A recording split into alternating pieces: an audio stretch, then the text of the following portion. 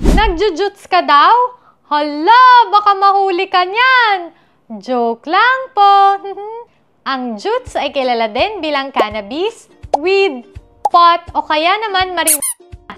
Ang cannabis ay isang plant. Ginagamit yung dried leaves nito, seed oil o kaya naman yung mga iba pang parte nito for recreational at medicinal purposes. Ilan sa mga paraan ng paggamit nito, andyan yung pag-smoke nito, pag-brew nito bilang tsaa, pag-consume nito bilang edibles kagaya ng brownies o kaya naman candies, pagkain nito ng raw, pag-apply nito bilang topical treatment, o kaya naman yung pag-take nito bilang capsule o kaya naman supplements. Ano nga bang meron dito? Meron itong more than 120 components o kilala bilang cannabinoids. Pero yung most abundant components nito at kahit papano na pag-aaralan na ay yung THC at yung CBD. Yung THC o yung tetrahydrocannabinol, ito yung main psychoactive compound ng cannabis. Ito yung responsable sa nararanasan nating high mula dito. Yung CBD naman o cannabidiol, hindi ito nakakakos ng high.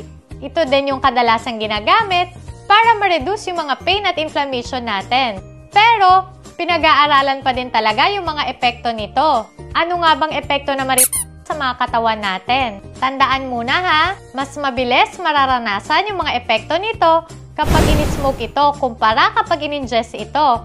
Pero mas tumatagal yung epekto nito kapag in-ingest ito. Ilan sa mga short-term effects nito? Andyan yung altered sense of perception mo. Halimbawa na lang, pwede mas maging sensitive sa sound yung pandinig mo. Andyan din yung altered yung perception mo sa time. Yung ilang minuto pa lang yung lumilipas, akala mo ilang oras na.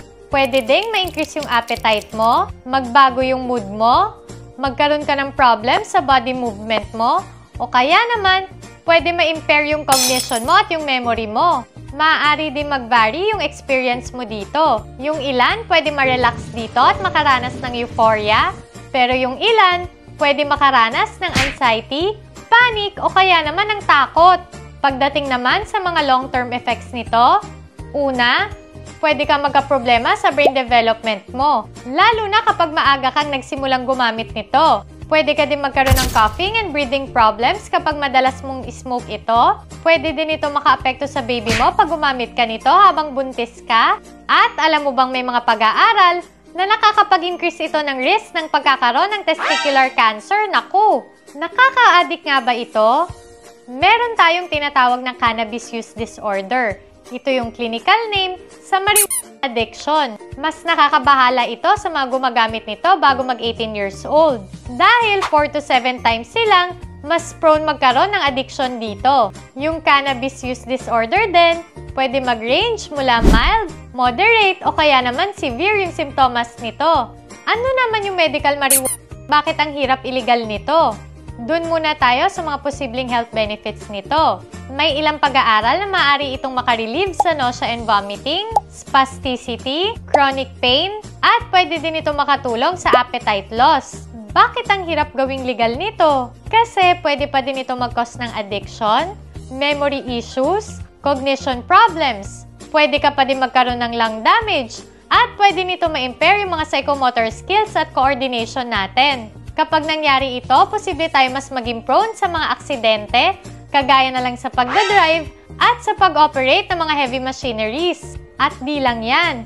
Kung iisipin talaga natin, mga simptomas pa lang yung posibleng matreat nito. Hindi pa yung mga mismong sakit. At yung mga uses nito, kulang pa din talaga ng mga strong scientific evidence. Alam ko magkakaiba yung mga opinion natin pagdating sa issue ng pag-legalize nito.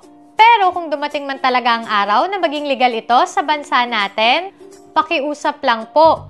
Huwag naman sana nating abusuhin yung paggamit nito. At kahit ano pang mga opinion natin dito, bumoto muna sana tayo ng mga tamang tao na magdidesisyon dito para sa kapakanan natin, hindi para sa kapakanan ng mga bulsa nila. O, sa kanya ka na lang ma-addict, huwag na sa Joke lang ulit. Ingat!